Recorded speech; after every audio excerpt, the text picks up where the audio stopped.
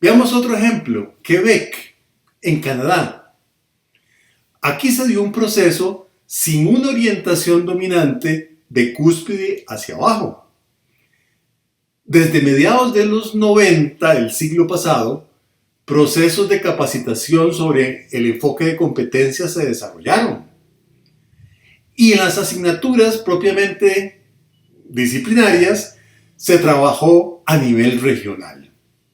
Se dio en este proceso una combinación armoniosa de factores, es decir, un equilibrio entre acciones de arriba hacia abajo y de abajo hacia arriba. Y aquí la participación de docentes en el diseño de recursos jugó un papel relevante. Han tenido éxito.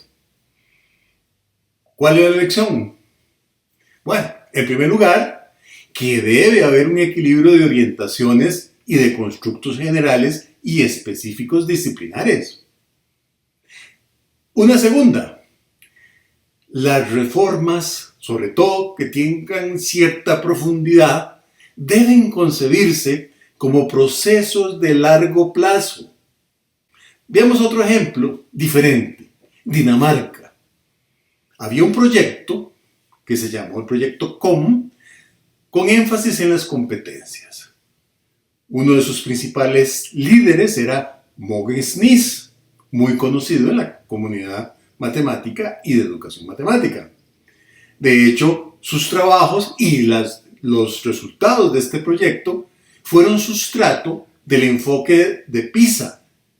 En Dinamarca, sin embargo, no fue realmente oficializado.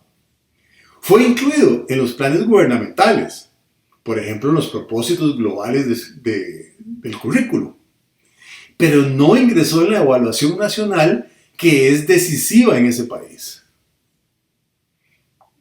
Aunque eso sucedió, los docentes, así como otros agentes educativos, han ido desarrollando las ideas que construyó el proyecto COM en Dinamarca.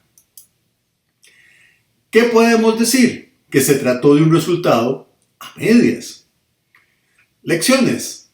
Bueno, es esencial el apoyo gubernamental más general. De lo contrario, un proceso de diseño e implementación curricular no van a verse favorecidos. Otra lección. Es posible influenciar más allá de las fronteras nacionales. La influencia de Mogens Nis, Proyecto COM, llegó a muchísimos países. Veamos el caso de Costa Rica. En el 2012 se aprobó un nuevo currículo para los grados que van del 1 al 12. Y este fue diseñado por un equipo de investigadores de universidades públicas y docentes en servicio de primaria y de la educación media. Pero fue esencialmente un currículo generado desde la cúspide hacia abajo.